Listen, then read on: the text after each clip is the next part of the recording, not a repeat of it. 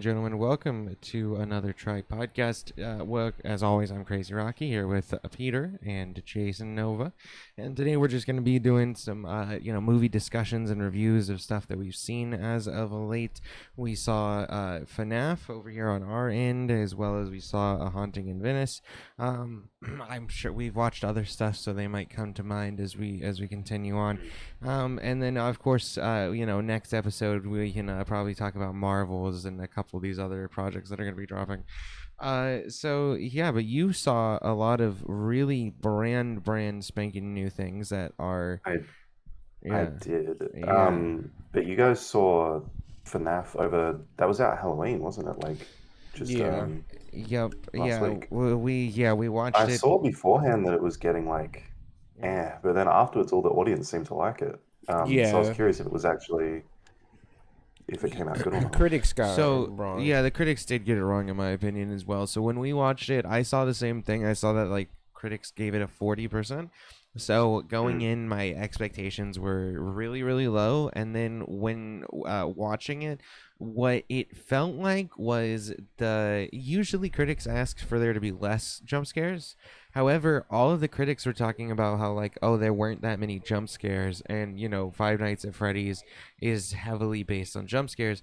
However, for the most part, what they did is they took it to a more character-driven and atmospheric kind of thing, where there was like not even a lot of direct horror. There was even some parts of it that were like more drama-based and whatnot. And then a lot of the times, what the horror came from was the fact that these animatronics, something feels wrong about them. And you don't really know exactly what's going to happen until there is like a couple scenes that give away that these things are evil in some way. But for the most part, they did a really good character dive on this Josh Hutcherson's character that was really fucking interesting. Basically, I won't go too deep into it, but his brother got kidnapped, and this is something that he like lives with, and he thinks that he saw who it was, and he tries to go back to that memory every night in his dreams. And so basically it's all predicated on this, and he gets the job over at Freddy Fazbear's, and it all kind of goes down from there. So I won't say more than that, but it was very character heavy, and that was a very good surprise to me. I was happy that they didn't go with a lot of the jump scares. Jump scares I think are super cheap and often just not done well. There were a couple of small like teeny jump scares, but for the most part for me it worked because they went more for the lore. And on top of that, I think that they did stick pretty decently to the general game lore and just general game stuff. Like they even had like the voicemail guy kind of in there type thing, and etc. So like it's all there of the things you'd expect. I think that you do have to probably be a bit of a fan of Five Nights at Freddy's to fully appreciate it. Yeah, I've never played any of the games, and I liked it. For sure. Like, I don't think it's fully necessary. But I think, like, especially, I think that people who did like the games will probably get a little bit of, like, extra, nostalgia potentially type things out of it. But, yeah.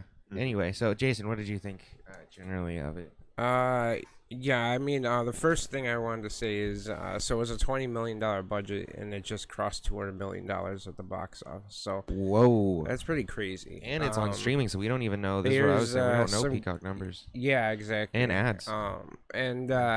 There's some cameos from YouTubers. I did a video Twitch, on the cameos. Streamers, but that was pretty dope. And then overall, like I've liked Josh Hutcherson as an actor since Hunger Games, and I like him since definitely shines in this one. And Matthew Lillard is fantastic. Also, he's in it. I thought it was kind of interesting to have him in there, but he does play his role very well. And then there's the female cop in this. I don't know if she's part of the lore of Five Nights. No. She's a new character, and she worked very well. I'm surprised with a brand new addition for it to work so well. Yeah, I was surprised. And even watching the movie, I was fully expecting each one of the characters to be just flat out evil and not have any redeemable qualities, I guess. And it's very interesting how they do it. And personally, I like psychological horrors. I hate cheap pop scares. I mean, I liked them as a kid, But once you grow up, it's just like, those don't do anything for me anymore. So fair. overall, I mean, I'm sure they're probably going to make a sequel for it. But I will say Peacock has done a great job with video game adaptations, because Twisted Metal was a fantastic series. And I didn't, the fact that I like Anthony Mackie in it, I mean, I didn't think that was going to happen. But Five Nights at Freddys, they did a fantastic job with it as well.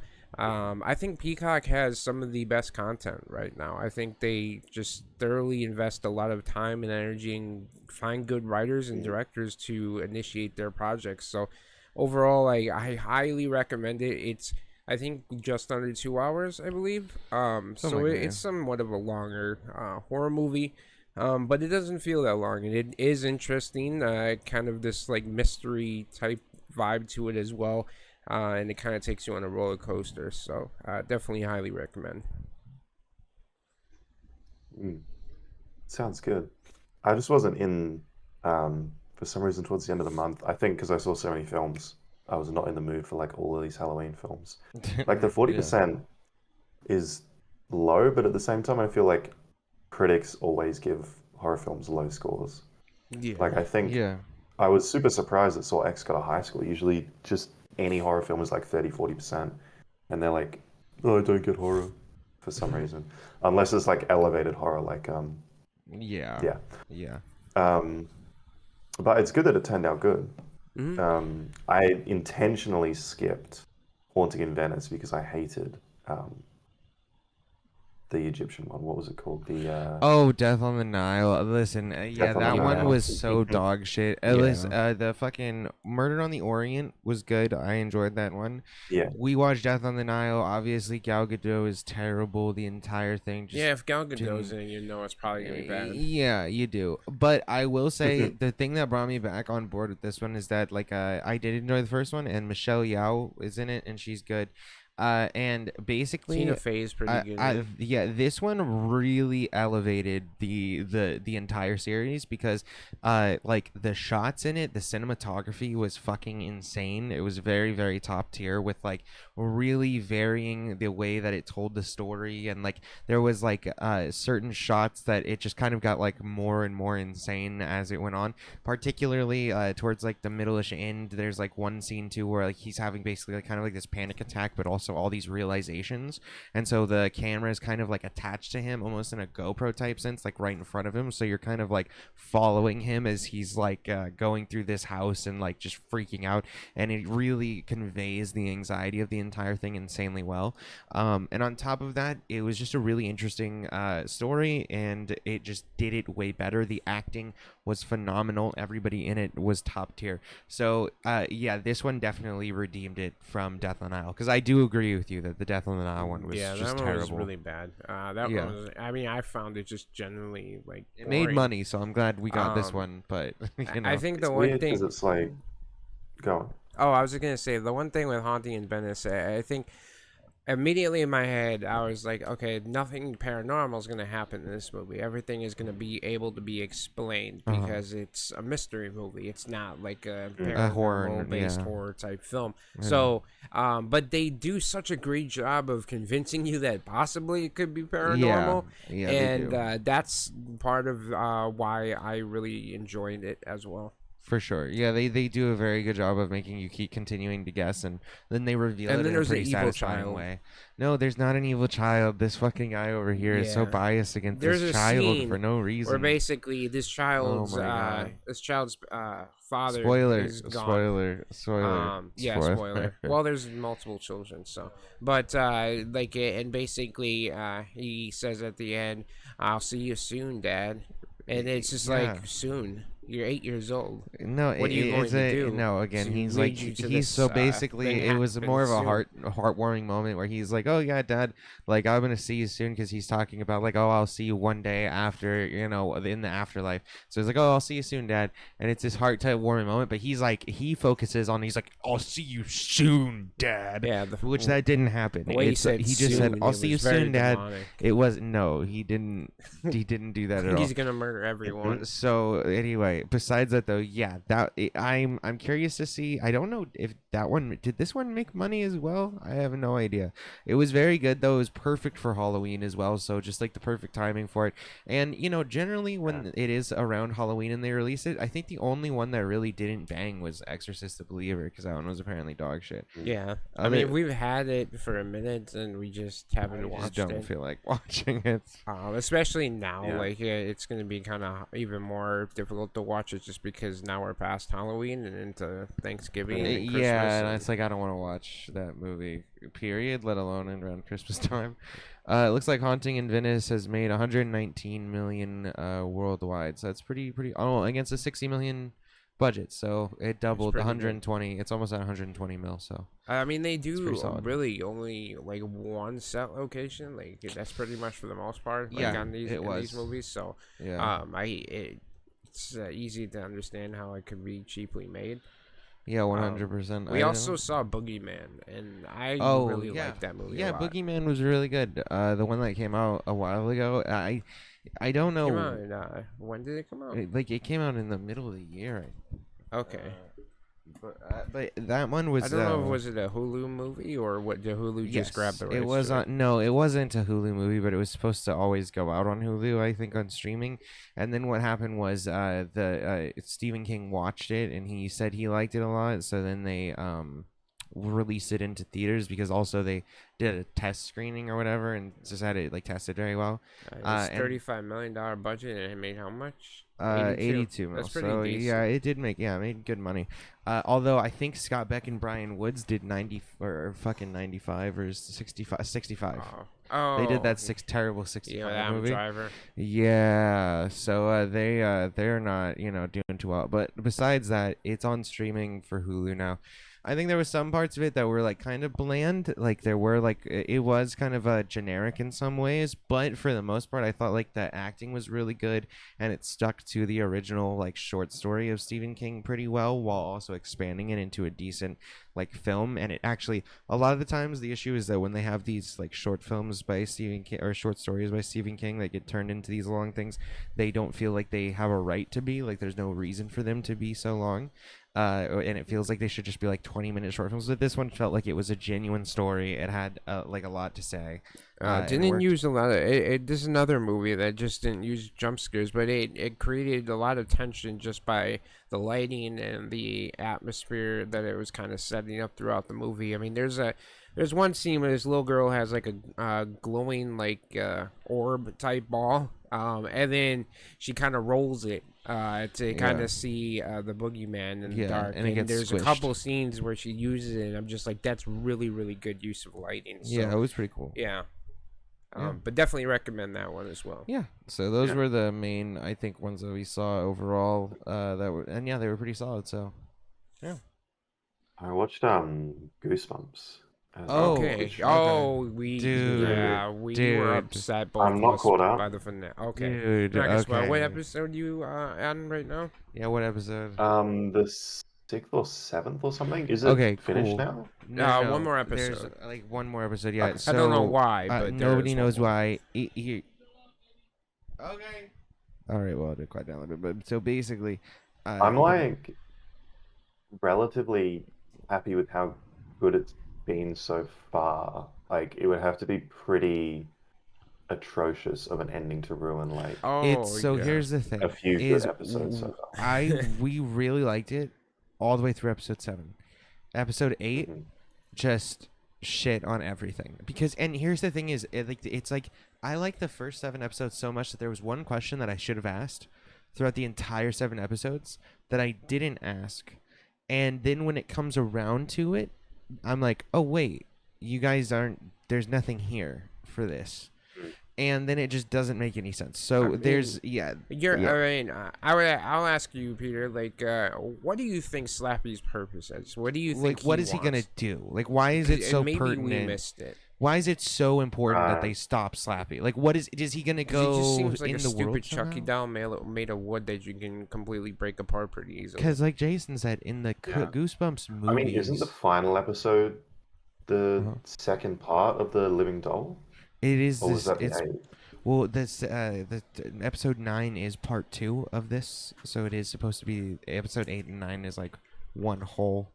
But I basically that's the only thing that really leaves a big gap is that in like the Goosebumps movies, for example, they have this whole thing where if you open up the books, all this monsters come out or whatever. So Slappy was gonna go open the books, let them all out, and take over the world. In this, there isn't really a thing that Slappy can theoretically do unless he has some of the nuclear codes or something that we're just not aware of. So like Two I more, by the don't. way. There's okay, so it's going to 10. Okay, so that's what I thought it might be. So that makes okay, but still, so they need to now. In that case, like maybe they can bring it back. You've seen the but- movie, right? Like you've seen the Goosebumps movie, Peter. Yeah, I mean, I've Yeah. read the books, and I've liked the style that they've done so far as opposed to the movies. Like, it's very More mature. cheesy, cringy in some bits, but it Yeah. actually kind of fits with the vibe that I remember the Yeah. books having. Because I read them when I was like 13, 14, and like one of my favorite ones was like this one about a sponge, which I don't think, no, they didn't cover that one. But there was just like one about a sponge. Yeah. Like they're just weird sometimes. Which I think works with like, oh, he smells like whatever Jolly Ranchers or whatever. But yeah, I don't know. I mean, it gives me less hype for their big budget fucking that other teen adaptation that they're doing, the Lightning Thief thing. Oh, Oh, Percy Percy Jackson. Yeah. Percy Jackson, yeah. Like if that seems to have a kind of similar vibe as well, and I just don't think it's gonna work. I think Um, Percy Jackson looks um, way more like it's supposed to, be like more childish, like much more childish. So I don't know about that. Like that looks like it would have been on Disney XD back in the day. Yeah, and I've like never read the books or anything, but like from the way that the trailers look and knowing the plot, I'm like, I don't really see how this Lightning Thief plot fits with how these kids are acting so cringy and like sky Yeah. high and stuff. Yeah. But I don't know, maybe it'll be good. I mean, Disney's actually doing, like I don't know if you guys saw the trailers, but they've got Echo. That trailer was really good. Dude, Yeah, I very will good. fuck with that. So there's one thing that Tim brought up that I agree if it does go this way, but I didn't read it that way. So with in the Echo trailer, he obviously Fisk has this connection with this girl and protects her because she's getting bullied. What Tim said, and because I read it as like he was at this school, he doesn't have a kid, so why would he be at this school unless he was literally watching over this girl for some reason? So my read of it was that he had some pre-existing reason to be at this school. Tim read it that it was just a random deaf girl that he saw getting bullied on the street, and then he got out of thought the it car and was- saved him. I thought it was maybe I'm not caught up on MCU, but I thought it was his daughter. I thought that got established in something. Oh, sorry, not his daughter. His he was his it's her niece protege in like a previous Oh, series. I know that it's his protege. I know there's 'Cause some I think she connection calls him in uncle Hawkeye. in like Hawkeye Hawkeye. or something, right? It's Hawkeye. Hawkeye does make some Yeah. connection. I don't remember like them saying. I don't remember if she says uncle or whatever. I do remember. I might her- be just misremembering. No, but I do remember though. You are right in the sense that she was connected to Fisk already in that show. And I know that like there was a whole thing about her family in that. So I'll have to go back and I'll just have to look at that. So that might be the case. But either way, it seems like there's some reason why he would be watching over her. I doubt that it's just some random deaf girl on the street. Because then obviously, then that wouldn't make sense if like Fisk just saw some random girl and was like, oh yeah, I'm gonna Stop be a the hero. car. Yeah, stop the There's a car. random child. I need to save her. I'm completely like holding off my judgment as well. Like I think the team that they hired to edit the trailer did a really good job, but I'm not having any expectations for the Well, series. apparently I mean, I saw that it's like a spotlight, like it's supposed to be a grounded story, not connected to the MCU continuity. Is their pitch for this like new spotlight program? And I was like, but in the trailer, you've got Fisk, you've got this chick from Hawkeye, you've got Daredevil from the Netflix TV series, and they're like, we're gonna have references to Daredevil. They'll probably Well, allow Netflix it if Daredevil it gets... series isn't gonna have nothing to do. Like they're erasing everything that was done with Netflix. This is a completely. They already said they're gonna reboot the entire thing. which sucks. But if their idea of reboot is making Kingpin a pimp, I don't really. I mean, but I do like this Marvel Spotlight thing. I think this is going to be good. My for guess Marvel. too is the Spotlight thing will be played with to a certain degree. That if like a show gets particularly good reception, it'll probably be weaved into the overall continuity. But it's probably more of like a playground thing. That'd be my type of guess. And I generally, what was I gonna say with the Echo? I think the craziest thing is that it seemed terrible initially because like, oh, this character seems so weak. You know, And who cares? Why would you care? Like, Yeah, and then now knowing that, like, I think Tim said that they got the Better Call Saul writers on it Yeah. and shit like that. Like, that's pretty crazy. So, I mean, obviously Loki is the masterpiece. By the way, Loki, have you watched Loki? I have not. Dude, Loki, I'm so off the MCU. Tim had us.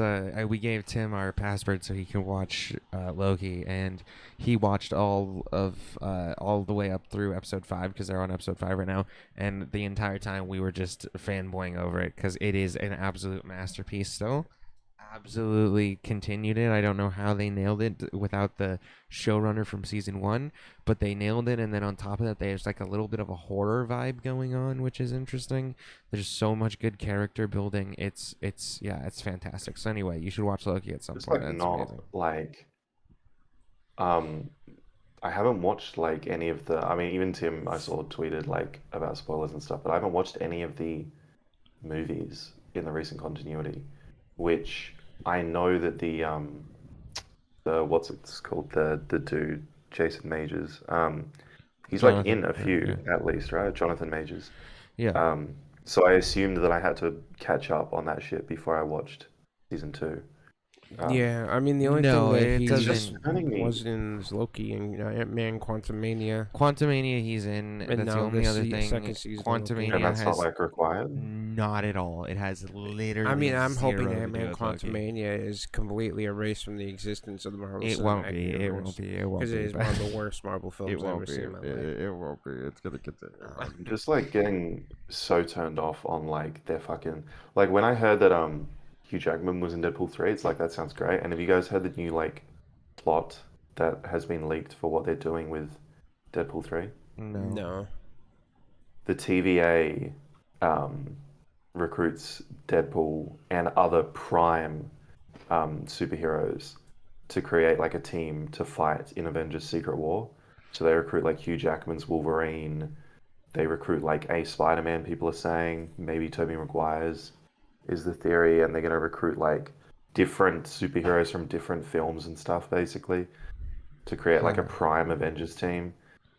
But it just feels so much like, oh, I'm a Deadpool fan. I watched 1 and 2, and now I have to watch like Loki and like 50 other films to like understand all of these characters in Deadpool 3. Yeah. I mean, even if Loki wasn't like a Marvel project, I would highly recommend it anyway. Like, I Yeah. think it's such a great show that Yeah, Loki the standalone writing is is good. just, it's some of the best writing that I've ever, like, on television, especially going on right now. So, I mean, Also, Owen Wilson as a jet ski salesman equals based. yeah. Absolutely based. Yeah, like Obi, I always forget the guy's name, but the actor who plays Obi, who is short around Indiana Jones, and he's like the perfect addition to this season. And Sylvie's the only character I would say in Loki season 2 that I really hate. Like, I can't stand her. She's become a character that is like extremely selfish and narcissistic, and then when something happens, it's like, no shit, Sherlock. Like, what did you think? Yeah, she's always been selfish as fuck. The main thing is that like she just doesn't believe anybody on like what's going on considerably. Although there isn't any reason necessarily to believe anybody because nobody really knew what was going to happen after the time the loom or whatever breaks, because they kill the guy. So yeah, at the end of the day, she's just driven by the fact that she hates the TVA. The only thing that I find weird is that they put and this is what I've said consistently, is that they put it's almost like the Loki romance with Sylvie didn't happen. That's what it kind of feels like a lot of the times. And so that's the weird part for me. Everything else, her like not believing anything and all this other shit, makes perfect sense to me, but that's just the only thing that doesn't make sense.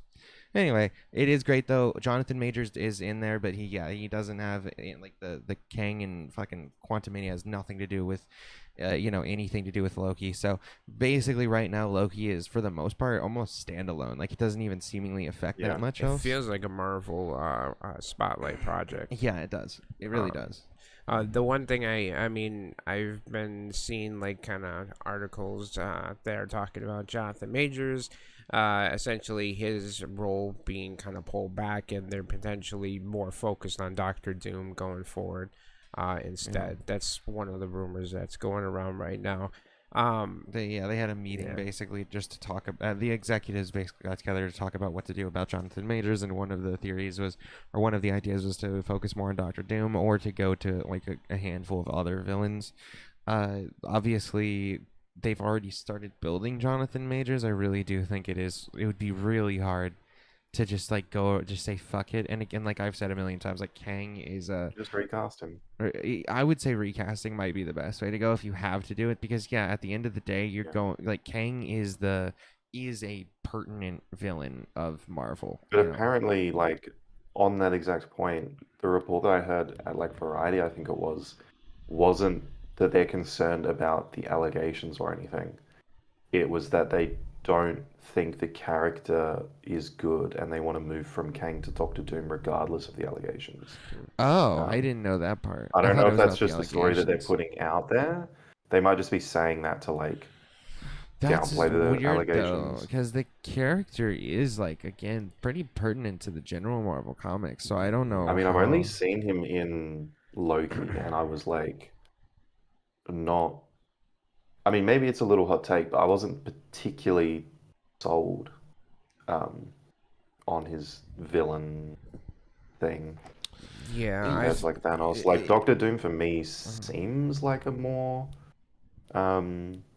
good villain, but I've seen him in like the Fantastic Four movie, so I kind of know his vibe, whereas Kang was kind of much less in Loki. Like he wasn't really in that much of it. Yeah, I mean the hope would be like, they don't copy the Fantastic Four movies, because I mean they're pretty bad. I mean they're perfect. They're passable, the first two. I mean, but that last one with Michael B. Jordan was it's terrible. It's absolutely terrible. No redeemable qualities with it. Yeah, I never even watched it. I mean, personally, I like Jonathan Majors as an actor. I think the biggest problem that I have, I mean, I wouldn't care. I mean, if you're gonna move forward with him, he's not under arrest. He's not, been charged with anything. But if you're gonna move forward with him, I think the one fuck up was him in Quantumania. I think what they did in that movie just screwed up that character, because you have a very serious king who basically wants to destroy everything, and then you have this goofball Ant-Man, and all the rest of the characters in his crew there are all just kind of stupid, essentially, and it just doesn't match the vibe, and it kind of ruined that and character. Kang like gets like wrecked in that one, which is weird, because it's like, why the fuck would you have this like character who's pretty menacing get wrecked? There are aspects I agree that they didn't handle well. The one reason that Loki, I think it gets a pass generally, is because in Loki he is supposed to be like the good version of Kang, because there are multiple. That's the idea. Is Kang has a bunch of variants, and like there's the evil versions, and then there's the less evil versions. So like that's why I didn't like he wasn't supposed to feel particularly menacing in Loki. I mean, I just have to watch like the whole thing again, because I think I just got to the point where I watched like WandaVision through Loki when Loki was airing, like in like a week or something, and like 3 out of the 4 shows I watched were really fucking bad. Very true. So I just didn't have like, like I know like a lot of people love Loki, and I'm pretty sure I just didn't like it as much because I watched it after so many bad, like coming off of fucking Winter Soldier. Probably. That's one of such a terrible show. All those. I mean, even WandaVision was only like half good. Yeah. So. Yeah, I didn't particularly. And the Hawkeye show it. was really bad. Yeah, the Hawkeye show was terrible. Yeah. Okay. Well. Yeah. Or She-Hulk, which was a $225 million budget. Didn't watch it. Won't watch it. Secret Wars. Won't watch it. I don't know how the hell they spent that much money on that movie. It's beyond me. Or Secret Yeah, Invasion. She-Hulk Watch is it, fuck it. Yeah, Secret Invasion was ridiculous. terrible. Yeah, Moon Knight was partially good. Yeah, another partial good. Moon Knight, that was the other one. Yeah.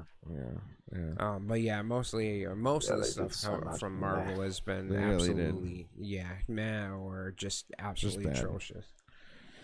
I'm hoping that we get a better vibe next year because like Echo and stuff launching on Hulu, but at the same time they're buying out Hulu, so I assume Disney Plus is finally going to get MA and R-rated stuff on it.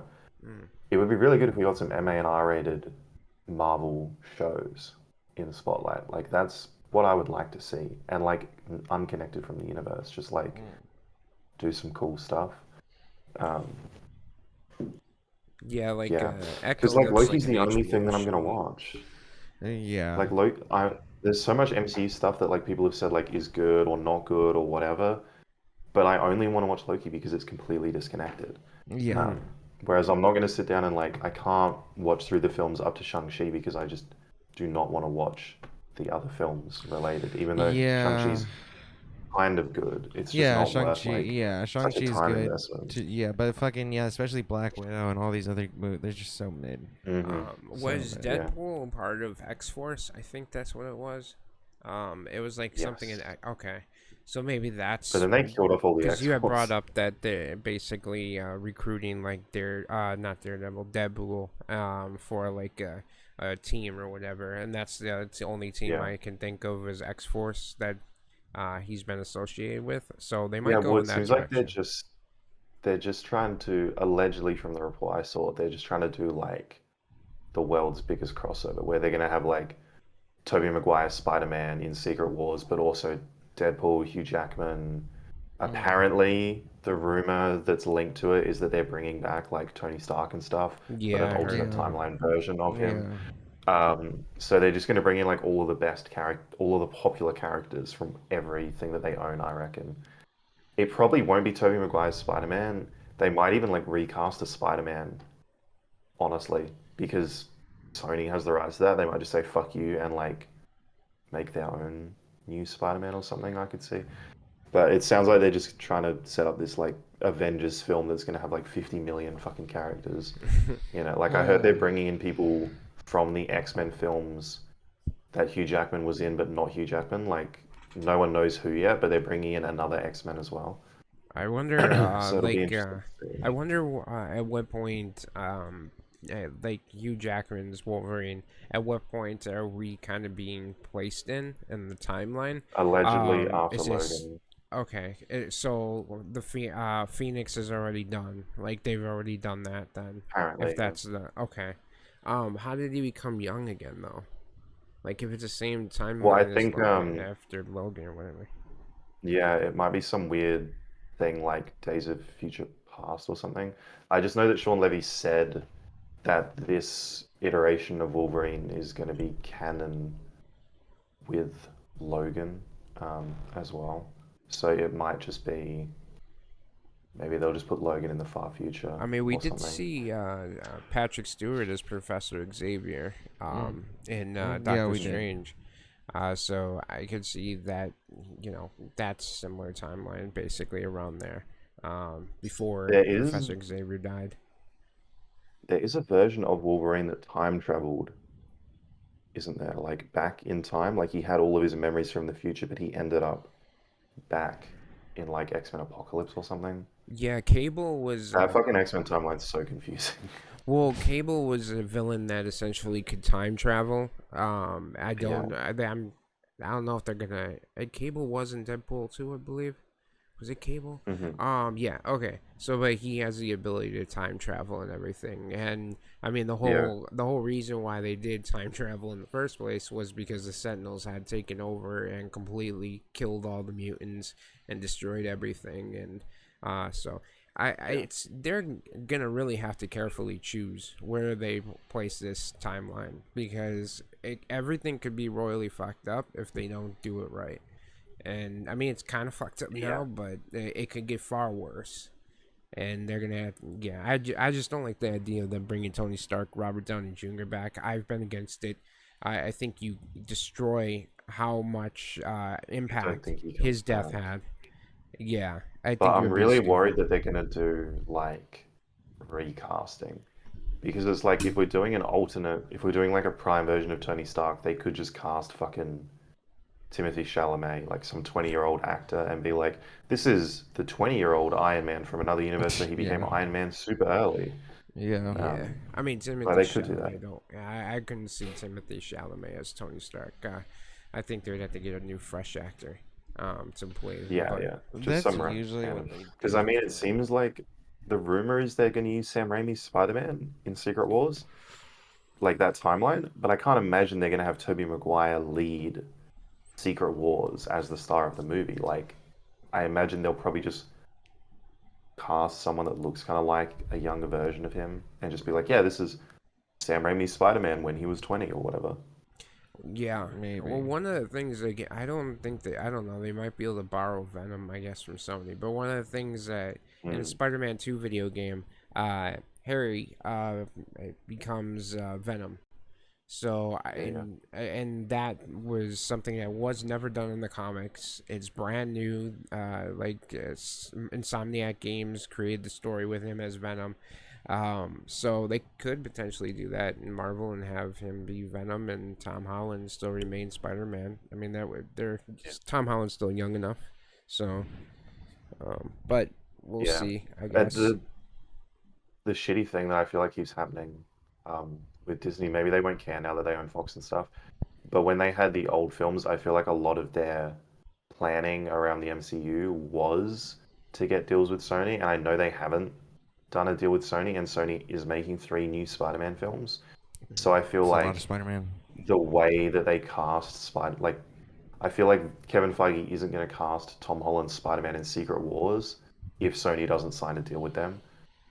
And they might just spite them and like cast Andrew Garfield or something. Like, it's so annoying. Like, they should just do what's good for the films, but I feel like they don't ever really do that. Like the fucking last Yeah. Spider-Man that ended on such a like disconnected thing so that they can have like easy contract negotiations, and it's completely disconnected from the MCU if they want it to be now. Yeah, But we'll see. Disney has always been business first, art later, and that's how it'll always be. So fuck you, Disney, and fuck you, Bob Iger. Let's go. Okay. Yeah, South Park did like a special called Oh, the Panderverse. Panderverse. That was Panderverse, yeah. great. Did you see that? I'm not yet. I'm waiting for the second part. There's There's a 2 second parts? part? Oh, I didn't No, know. Yeah, that. they no. usually do 2 movies per year. Oh, okay. Okay. Well, that one was hilarious. It was very good. Yeah. And they bring Kathleen Cartman Kennedy. playing That's always Kathleen good. Kennedy. Yeah, they bring Kathleen Kennedy, and they're constantly, the saying is put a chick in it and make her gay. That's what they need to do. And I think that's based. That's what we should start doing with all of our films, is just putting chicks in them and making them gay. Yeah, absolutely. That's what sells. And lame. Don't forget and lame. Anyway, go ahead and so yeah, Peter, you saw Like a Snow White adaptation and not have dwarves. what? Did you guys not hear that? What? Oh, they're not. The controversy around the Snow White movie They're wasn't making going to have them- dwarves. Yeah, it was no, just they going to were- have. No, I knew that. Yeah, we But they've talked gone about back on this a that bit now. ago. They've gone Wait. back on it now. What? Yeah, they They've already released the started first filming look at the it. film that had. No, they've started refilming it, and they released like a first look that had CG dwarves. No. So everyone's like, "Oh, okay, cool." That's gonna look. I There mean, was I too mean, much it's controversy. bad, dude. but That's so I crazy. mean, that just makes it worse. That's so To be bad. fair, it's better than having like a 6'3" white dude. helping. Yeah, but you took yeah. that 6'3" white dude and you basically CGI'd made him a him. dwarf and stole that from a opportunity job. from a okay. dwarf. Yeah, that's bad. Maybe they'll reshoot it. They better. Or they can cancel it. That would just make me cancel happy. the whole thing. Let's not do it, dude. Who's seeing that? Right? I mean, I don't. Who's know. going into the theater to watch Yeah, that? I don't. I mean, That's my Snow White to question. me was never one of my favorite Disney movies. I thought it was one of the worst ones. Yeah, it's always Yeah. been dog shit. Yeah, I mean, there was a great Give me song Cinderella. called Hi Ho. Huh? Hi Ho. Hi ho. Hi Hi ho. ho, hi Yeah. ho. It's off to the Somewhere corner where she she go. It's off to the corner she goes. Okay, that's Yeah, your like, prostitute's I theme don't know song. what they're Yeah. doing because they've That's got like crazy. Snow White, Snow White's coming out quick, and they've got like a Lion King prequel, but like the fucking Hercules live action adaptation that was going to be a musical directed by the directors of Avengers Endgame isn't coming out. Like, what happened to that? Oh, That film sounded lit. That sounded great. I don't even know anymore. I don't want any of these. I just want the Minecraft movie. If I could give us a Roblox movie, and then we'll call it a day. And then we can shut down Hollywood. Oh, give us a God. Roblox movie, and we can shut down Hollywood. It's over. We did it. I We mean, did the this thing. year honestly has been one of the best years for movies. Like, there's been absolutely It's been some good incredible games. Yeah, games and movies. Yeah, Yeah, have been and good incredible this year. adaptations either way. There's been some really bad games too. Yeah, there's definitely Yeah. been some bad games. Definitely been some bad King movies. Kong Rise. A Gollum. Yeah, that's a pretty bad game. But yeah, we've been kind of spoiled this year. I feel like this was a great year. Although I don't know, like the last thing I read was there was a deal that they were going to bring to the table for the Screen Actors Guild.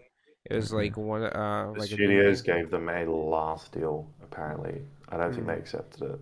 Got But it. they're basically just fucking threatening them. They're like, this is our last offer. yeah, we're gonna Like, have AI and it's Scarlett Johansson not can good. sue us, Yeah. and then make a But precedent. they should get some stuff happening because I think the auto workers just won their strike recently, right? Really? Nice. Oh, I didn't know that. I haven't I thought kept they were up. still on strike, but oh, that's good. I think yeah. they just finished finally. So like Nice. some of these strikes are getting through, so hopefully that puts more pressure on the studios. That'd be Because you got lit. the writers at the table now, so I mean, it's just the actors that are kind of not getting the fair wages, I guess. I mean, they've done a good job of marketing the strike against the actors because the public perception is kind of like, why does Adam Sandler need more money? Whereas the writers, that kind of had good public perception, but the actors strike is just faced in the news by like Robert Downey Jr. and Adam Sandler. So I think the public perception isn't great, which is why they're struggling quite a bit. Yeah, I mean that's kind of easy, right? To sit there and have the public kind of turn on the Screen Actors Guild because all you have to do is say, like, yeah, like look at Adam Sandler or look at Mike Myers and how much money they got, but it's more than them. When all these but that's what they conservatives say Holly weird, and then they're talking about the actors. Like nobody thinks that a writer in the back room is like getting that much money or is the one that's fucking kids. But they think that fucking Tom Hanks is on the island with Jeffrey Epstein. You know what I mean? So Yeah, exactly. they're like, There's we a don't lot want of- him to get more money. So yeah. But and obviously, a lot of what they're fighting for has to do with background actors and shit. Well, yeah, exactly. Like it's not like it's not. They're not really fighting. Stunt doubles part of Stunt doubles have their own guild, I believe, don't they? Oh, okay. I believe. They might not even have a guild. They might not. I actually don't know. We should Stunt ask Tim. double Guild of America. No, they're part of something because Tim talked to us about it. How they're like his stunt guy wasn't unionized, so there was issues. But you can obviously have They probably join SAG. Probably. Yes, maybe. I mean, there's a movie coming out. I don't know if you guys saw Fall Guy. No, yeah, I'm looks good. really excited for it. It looks That really looks good. so good. Yeah, I'm down for that. Yeah, Dude, are you? Is there anybody Ryan Gosling doesn't have chemistry with? That man just Yeah, and spills is there charisma on anybody screen that's as soon gonna as he see? comes on. Is there anybody that's gonna see the Kingdom of the Planet of the Apes movie? Is a Oh, single did you soul see gonna that see that? Oh, you're excited. You're gonna for see it? that? What are you talking about? You're gonna see that? Rocky, this Planet of the Apes hate has to bro. stop. No, Jason's on my side. Planet of the Jason, Apes Jason, is like speak up. What? Jason's I on my didn't side. even see the last one of this last trilogy. I didn't care. Oh, you didn't? Oh, man, I saw that that's crazy. one. I didn't want to see Yeah, it, but I it was mean, boring as shit. And I saw the trailer for this, and first of all, I didn't even realize it was coming out. I thought it was, Yeah, I animals. don't like the look of it. I have a lot of It looks thoughts on like it, but Lion like King. the Planet of the Apes trilogy, like Yeah. critically and audience-wise, is like the highest-rated trilogy in like mid. decades. It's mid. The writer from this one is like some new guy though. Fucking I don't. God of don't War trust him. Ragnarok was one of the okay. fastest Wait, selling so you're excited PlayStation for it, but games. you So don't trust the bullshit. writer? I'm excited. that we're getting a fourth film because I like the other three, but yeah, the director's a new guy. No, the director's the guy that did Maze Runner, No. so not good. Oh, Yeah. The writer has only written Avatar 2, and he's writing Fantastic Four, Secret Wars, Kingdom of the Planet of the Apes 4, Avatar 3. I don't know where the fuck this guy came from. not Avatar, like the blue but- people. Avatar 2 is a Yeah, trash yeah. story. Yeah, Like terrible story. his first. I mean, yeah, it's not like the film that I would say, oh, this guy's so good, let's give him 20 films. Yeah, But it's not that's like true. it's not like a bad first script. You know what I mean? But I mean, if it's like your I don't first know, thing there's doing, How does nothing that like- become your yeah. first script? Yeah, that's just your first insane. thing. Yeah. Yeah, How that's- do you get that? I That's don't right. understand where this guy came from. Yeah, that's very, is very. he I was a- looking at his Wikipedia and I was like, what the fuck? Is he a nepo Just baby? come out of Yeah, nowhere. he's He's gotta gotta be. be a nepo He's gotta be baby. a nepo baby. There's no Possibly, yeah. Alright. I mean, the original Nonsense. Apes films were so good because they were directed by Matt Reeves, Yeah. like Batman guy. Yeah, Matt Reeves is really good. Did you even think though that it needed the fourth film? Yeah, like it didn't. I thought it was. That's what I was confused I about. thought is the I just thought it was trilogy gonna ended be. very well. Okay. Yeah, I don't okay. mind doing a fourth film. I don't like that the film seems to be War for the Planet of the Apes Part 2. Like it seems to be the same premise, just with his like great grandson. Because I thought like War for the Planet of the Apes, like they took this franchise that was seemingly headed in a really like Matt Reeves took this franchise that was heading towards big budget. I think they even still have massive budgets, but he's like, yeah, this third film in the trilogy is just going to be about like Caesar and this girl and like just a fucking journey for like half the film. There's going to be like 3 characters on screen, which is just so like not blockbuster. Yeah. There was that. That sounds kind of like, because like I said, I didn't see the third one. But that sounds similar to Quiet Place, where you have just a small amount of actors. There's only a few people, and then they just kind of go through these different locations and everything like that. So, but Quiet Place is good. I mean, I don't mind a movie that has like only like 3 or 4 actors throughout the whole thing, as long as the story's good. Like, and you know, it's something that kind of like, oh, I didn't see that coming or that. So, Yeah, like I like that they're very big budget blockbuster sci-fi films, and then they focus in on like the second one was had much bigger conflicts, but the third one is mostly just like, here's Caesar, like, and this girl who cannot speak, and we're just gonna like have a character study more than anything. And then they introduce Woody Harrelson and an army, but the army like dies off screen. okay. I think it was good from Matt Reeves. Is what I'm worried. Like I'm worried that the trilogy was so good because he directed 2 of the films, and this fourth one might just make it like a bad franchise. Yeah, I mean, well, you could always just not watch the fourth film. Yeah. I mean, Yeah. Yeah. But yeah, that guy. But I was gonna say real quick, but what like the one of the best Planet of the Apes movies is the Mark Wahlberg. That's movie. just a lie. It's absolutely amazing. It's the only one I haven't seen. That's the worst Oh one my for god, you need to watch it. It's I absolutely. watched the incredible. originals and I thought they were pretty decent. They looked at way more like broad topics. What But- Charles Heston, I think it was. sure. Yeah, it was. Wasn't he a racist? Weren't they all? I don't know. That whole franchise seems like a racist thing. but, Yeah, True. yeah, it does seem like that. Yeah, but yeah, I mean, also, yeah, that guy just apparently wrote like various pilots for TNT and various other shit as well. But yeah, I saw his fucking first thing was was one of the Spielberg films. So that's interesting. Anyway, really? it's very weird. Something that I saw was, and it's pretty crazy, and it doesn't kind of been like, it's not a good sign. I'll say that for the Marvels, the ticket sales are pacing behind Black Adam and the Flash. Wow, Yeah, so that's gonna that movie that might movie's lose gonna a decent bang. amount of money. that movie's gonna bang. The movie's gonna completely flop. Nah, it's gonna be a top yeah, seller of how- the year, dog. How weird is it that he wrote Spielberg's War of the Worlds in 2006? That's what I was and saying, has written Spielberg, nothing yeah. until Avatar. Yeah, I don't He's understand. yeah, oh no, he's credited here. Avatar. Well, Wait, what? he did apparently So TNT weird. shows. He did a bunch of TNT shows. Okay. Like he apparently tried to do a Snowpiercer show based off of Bong Joon-ho's film Snowpiercer. Great movie. I heard Yeah, I this see that. show is He's pretty the good. creator of Foundation, which, to be fair, is a very well-written show. No, there's Um, like well also the Black Dahlia, which is a Brian De Palma film. Apparently he wrote, and Brian De Palma was very good. Is that the one with Scarlett Johansson? yeah, like Is it? Yeah, Black the thing. Dahlia. Yeah, it is. Yeah, it is. And Josh The thing with Hartnett. him is, I don't, I don't see this and I go, oh, he's a bad writer. I'm just like, where did this guy get money between 2006 and now? Like, He won the how did lottery. he? Did Spielberg just So- pay him like 100 million for that script or something? So Like, it I looks don't- like he did Terminator, the Sarah Connor Chronicles from 2008 to 2009, Lock Pretty and Key decent from show. 2011. I actually liked You that watched show. that? Yeah, Oh, I okay. watched it. I enjoyed it. It Yeah, has, he did that.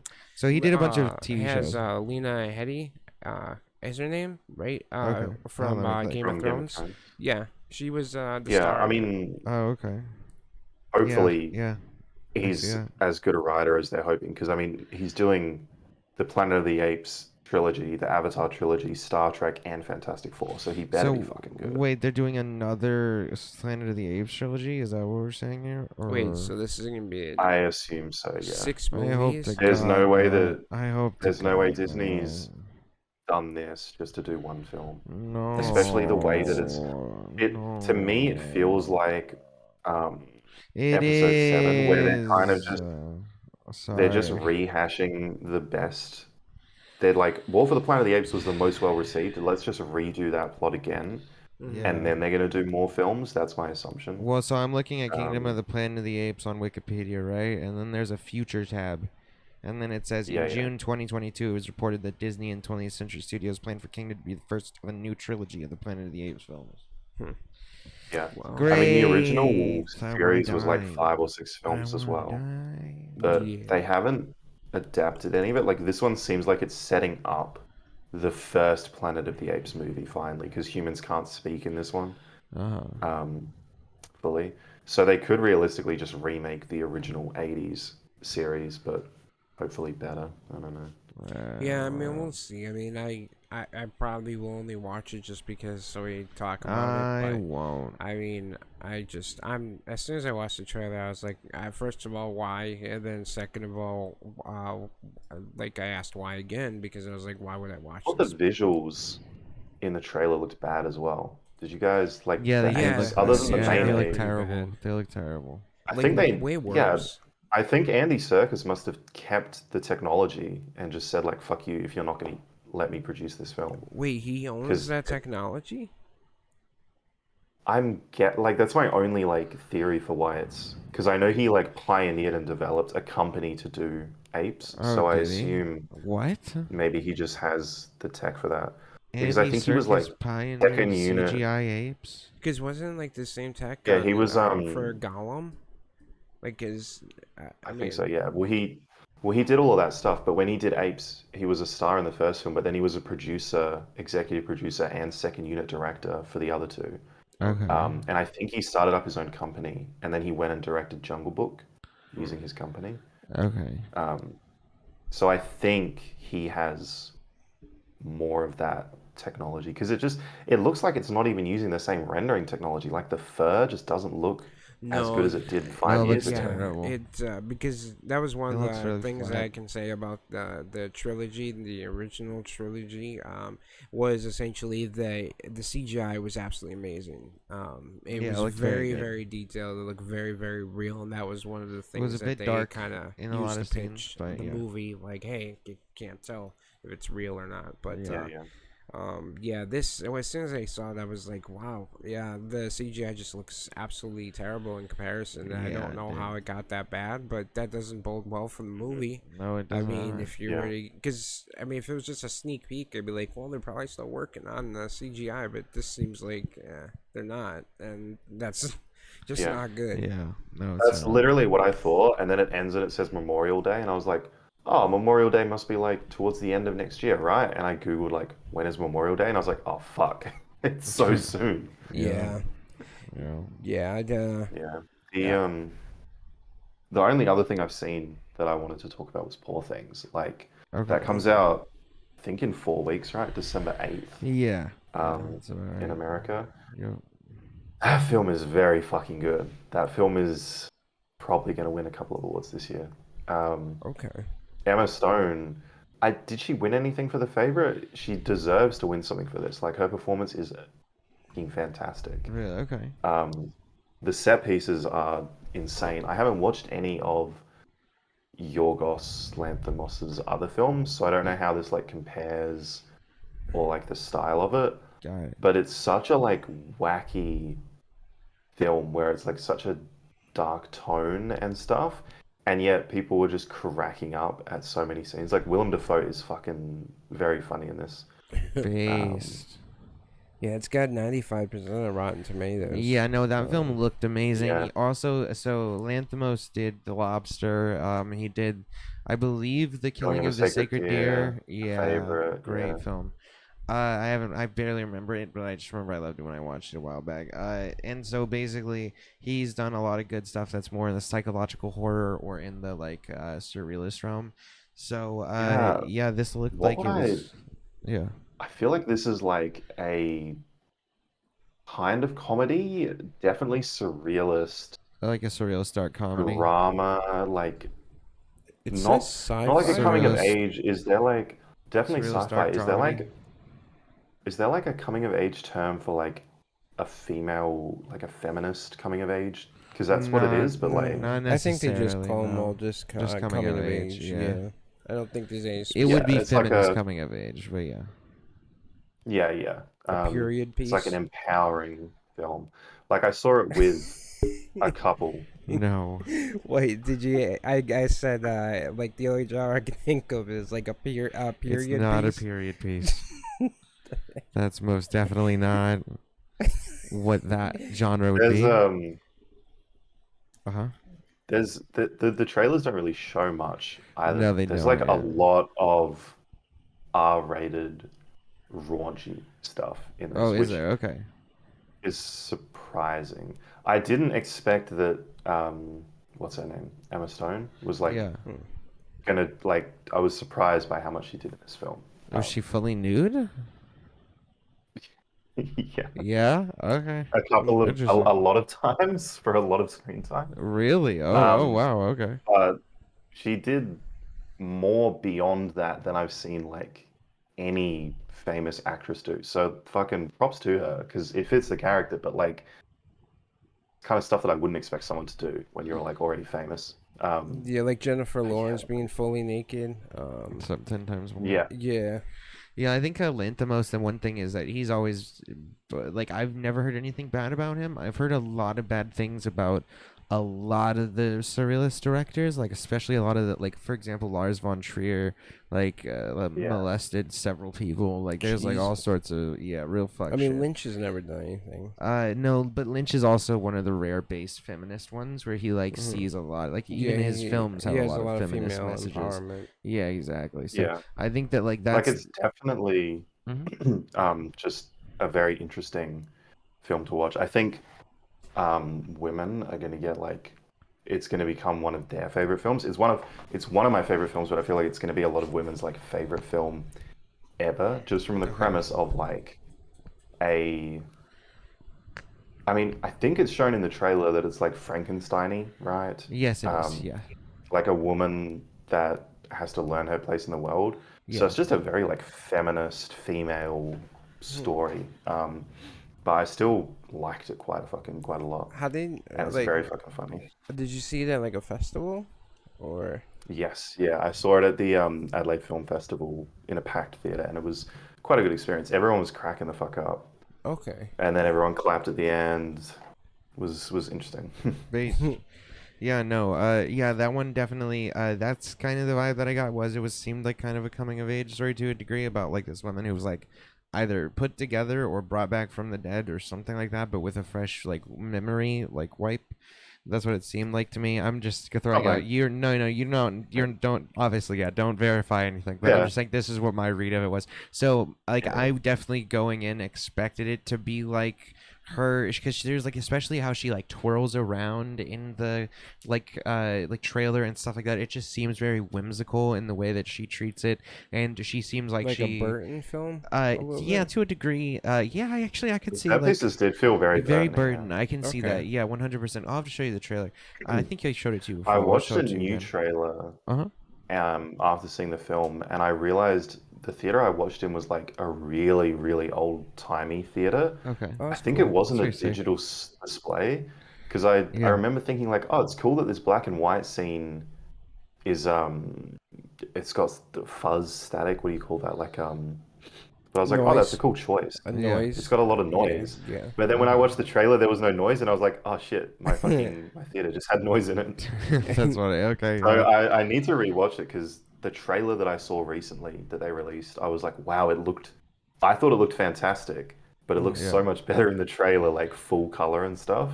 Okay, got it. Yeah, In no, it IMAX, does would be look fucking very. insane. There were some parts that looked a little drowned, like a little, not as colorful, but definitely some of the set pieces, especially when it goes in and like once he flips the switch, it starts to get more colorful. It seemed in the trailer, it's kind of how it went. Yeah. And then also the fact that she's like, Mark Ruffalo, it seems to kind of like take her and because she's just naive, she doesn't know. That's kind of the vibe that I got as well. Which again, I can understand like how you take this character of like that person who's like doesn't know much about the world and just treats the world how she thinks it should be, kind of, because she's coming at it from a fresh perspective, and how women get used and like kind of whatnot. Yeah, it makes all sense. I would definitely be keen to analyze it when it's actually released and it's like sure. okay to discuss it. For sure. The only other thing I had to say is it's the first film I've seen in a very long time. It gave me like Videodrome vibes, but Okay. it doesn't ease you in at all. It's the only film I can think Got of it. that has no easing in to just like it is immediately just like you're in the fucking wackiness, and there's no like the first 10-20 minutes sets up and then it becomes like weird in the last half. It's just fucking weird from the start, and I Yeah. was like, Unapologetic. okay, this is what we're doing. Yeah. Like Yeah, there's, I like think they movies that show are in the trailer unapologetic. these like fisheye, weird like lenses. Okay. Like there's a fisheye shot of Willem Dafoe, and like they use so much black and white fisheye long shots for the first couple of scenes, and I was like, Jesus, we're just fully going for it. Okay, cool. Interesting. Yeah, no, they It's like an abrasive start. Yeah, well, especially considering the type of world it seems to be based in, and honestly, like that kind of mimics like how life starts. It's very abrasive the way that life starts. So yeah, it all kind of makes sense. So yeah, no, I'm definitely excited to see that. As when it comes out, I for was just looking at all the people that are in it, but Christopher Abbott is like one of my favorite Oh actors yeah, right now. he's and, doing fucking great. I don't shit. think I've That seen a Abbott bad movie. is He he's was in looking rough. Possession, and then he was oh, Uh-huh. Christopher Abbott is fucking great. Yeah, he's Yeah. There's fantastic. also He's in really On the good. Count of Three. If you haven't seen that movie, I highly recommend it. It's an Yeah, that was a incredible great movie. It was a great movie for sure. there's also an African American guy, but I can't see him in the cast listing here. He's not even. Maybe it's Jared Carmichael. Is It he must in be. He's this? the only. Because I thought I saw. Yeah. He's There's an Oh, African American Gerard? guy in this Gerard that they Carmichael? don't. I think Oh, he is in. Yeah, I think Yeah. so. he's so fucking good. He was. Yeah, so He's good. amazing. Him and No, dude, he's Christopher amazing. Abbott were in. Gerard Carmichael directed On the Count of Three, and he's Yeah. in the film with Christopher Abbott. And it's just basically this movie that's essentially about these he two is. guys. They're gonna kill themselves, and then they're gonna end their lives by the end Yeah, of the it's day. a super dark comedy Yeah. in a lot of, but like it's also a drama, etc. So like it's like yeah, it's really good. It has the Fonz. And yeah, I forgot. I yeah. saw they have like one shot of Gerard, I think, in the trailer, and then they don't really show him much in the trailer. But I read the Wikipedia, and I remember reading him on there. So I was like, oh yeah, you jogged my Gerard memory that he was Carmichael's in there. So. very He's talented, amazing, dude. um, He's so good. He's a great writer, a great actor. director. Like he's Yeah. amazing, dude. I think he was the most impactful male performance. Really? So I hope he Wow. gets some nominations. That on would be Like great. he's just Sick. I was got a good character. Well, Lanthimos The only is known other- for getting nominations at least as well. So Yeah, not winning but nominated. Love it. yeah, exactly. Jason, do you know Margaret Qualley? Because you're like the Margaret expert. Qualley? I don't think I. She was Pussycat in Once Upon a Time in Hollywood. In the car, she's like, "I'm 16, Oh but I still yeah, want to fuck you." Yeah, she's yeah. in like Okay. Nothing, but she was in Sanctuary this year, which was like the um, romantic comedy that I talked about a couple weeks ago. She was Okay. so fucking good in that. And then she's in this just randomly a little bit, and I was like, "Oh my God, I love her." Like she just Death Note randomly showed up at one point. 2017 Ah, is. let's forget about that. But Oh she's like, no. she's not in any of the trailers or stuff, but she's so beautiful. And then just randomly they cut to a shot of her, and I was like, wait, she's fucking in this? Oh my God. Nice. Nice. The Nice Guys apparently she was in. That was a good movie with Yeah, I fucking enjoyed that movie. Ryan Gosling. There's a scene where Ryan Gosling punches through like a window and it like cuts Yeah. his like Oh, wrist yeah. upward. So Yeah. it's like And he's oh like, my God, shit. dude, Which is the such a wrong way to great cut, fucking. I yeah. love that scene. Anyway, yeah, Yeah. so I'm definitely excited for that. I've been excited for that since I like covered the trailer a while ago. I think that'll definitely be one we Yeah, watch we'll right definitely when it like comes out for talk about it sure. on the podcast when it comes out. Yeah. For Well, sure. yeah, I'm guessing pretty soon they're going to announce like the Oscar nominations, because the Yeah. Oscars are typically in February. So I'm very curious to see Yeah, I what think movies usually in that get just nominated. before Christmas, just like Yeah. the 15th or 16th, maybe. Yeah. But if poor things. I mean, going off the rating and how much you liked it. I mean, it's very much possible there could be a lot of Oscar nominations with that film. Oh yeah. Yeah, I could definitely see that. Yeah, That should be Cillian good. Murphy and Emma Stone should get awards this year, but there's a lot of fucking good films. Like, There I are. wouldn't be surprised if the people win Killers of the Flower Moon win some stuff. Oh yeah, that's Oh, right. Brendan Fraser. Oh yeah. So did you see Killers of the Flower Moon? I haven't watched it Okay. yet. I was We going to haven't watch it the other either. day. Yeah, we haven't either yet. We are going to very soon. Rocky But refuses to watch the whole thing at once. I'm not gonna watch it. Yeah, why would I watch a fucking 3.5 hour movie in one go? Because I don't like Oh my spacey God. movies. So TV shows make sense. basically, there's apparently a scene in it with fucking Brendan Fraser where he apparently goes like really over the top and really starts just screaming apparently at the court, and he plays like a fucking lawyer, and people were very much shitting on him for the performance. Martin Scorsese says that that's what he wanted and that he thought it was perfect.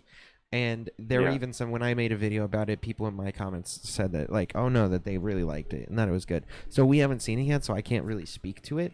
But I Most am of the time, definitely like, curious to see. performance is both on, is not just on the actor. Of course, it's So going to yeah, be I saw a told lot of what to people do. shitting on him as Yeah, I well. mean the director is not going to say, "Well, that's good But enough." it's not like the director's like, yeah, exactly. Yeah. Yeah, Scorsese's not going to be like, yeah, if you're not I getting the guess I can't vibe, get a better take. yeah, if you're not getting the vibe, he's obviously going to tell you, yo, dude, calm down. I can see him saying, "No, we'll do it again. Fuck that. You're not. We gotta do it better." Yeah, but like, yeah, at the end of the day, yeah, clearly he wanted him to do. And in the book, apparently, that this all was lightly based off of.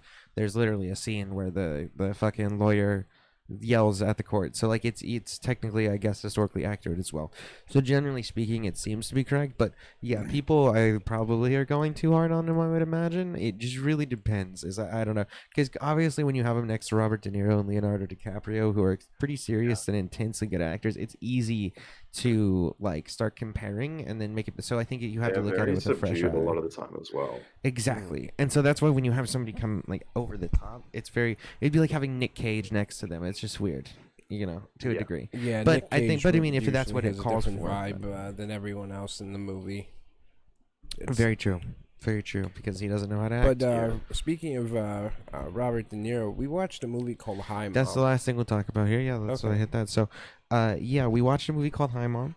It's from 1970. It was apparently Robert De Niro's second It film. was 70 or 69? It said 70. 69. Well, it was 69. I think it was shot in, but it came Okay. out in And 1970. they all finished and edited I- and distributed. in yeah, 70. exactly. Okay. Now, apparently, there was a film in 1969 that came out, or 68, that had the same character that De Niro played. But in basically this one, it's like this weird, dark comedy where De Niro's young as fuck, and it starts out with him being a voyeurist pornographic director, where he basically is going to film people through their windows and without them knowing, and then use that to sell his porn. And so he also like seduces a woman in order to fuck her without her knowing that there was a camera across the street, and then would record this process. Now that whole thing goes to hell, and there's a weird structure. There's like a 4-part structure to this whole thing, where it goes kind of in between Robert De Niro, this pornographic thing, and this whole a Spike Lee film of called Be Black Baby. Okay, now Be Black Baby is an interesting like racial film that has to do with like the black experience, and basically they like it's all shot, that part is shot in black and white, and it's shot on like a tube TV like film aspect ratio, and it basically they take these white people and they kidnap them and they give them the black experience. And it's like super fucking intense because it seems very real. It's hard to know what is real and what's not. Also, yeah, this is so Brian. well acted. So one of the theories I had in the film was the actors essentially were told to just go with it. They didn't know what was going to happen. And then there's essentially white people in blackface and going through the whole black experience. And black people in whiteface. Yeah, and I just felt like when I was watching it, and there's a couple things that were kind of said during it that it was like, okay, I feel like these actors definitely have no fucking clue what is happening right now. And it's a crazy fucking movie. And yeah, it's very intense. Yeah, and I absolutely because it feels real. There's like it feels very intense at a part because it does get like starts to get like violent and shit, and it's like holy fuck. And they hire Robert De Niro to come in and play a cop that abuses the white people in blackface because they're being treated as black people to give them the black experience. It's so psychotic and so insane. Again, Brian De Palma, he did the first Mission Impossible. He did fucking the Usual Suspects, Scarface. So he's done a lot of amazing shit, obviously. So I need to go back and watch the one before this, but like the fact that this is like one of his earliest films, De Niro's, and the fact that it actually like weirdly is a funny but super fucked way. It's the most dark comedy that I can imagine, but it works so well. Usual Suspects, it says Bryan Singer's the director. Oh, why did I think it was Brian De Palma? Was he a producer on it, maybe? I don't know. I'll have to look later. I'll look later. Yeah, Bryan Singer is the director. Brian Singer. Okay. Fuck Brian Singer. But yeah. Yeah. Anyway. Yeah, all my homies hate Bryan Singer. Yeah.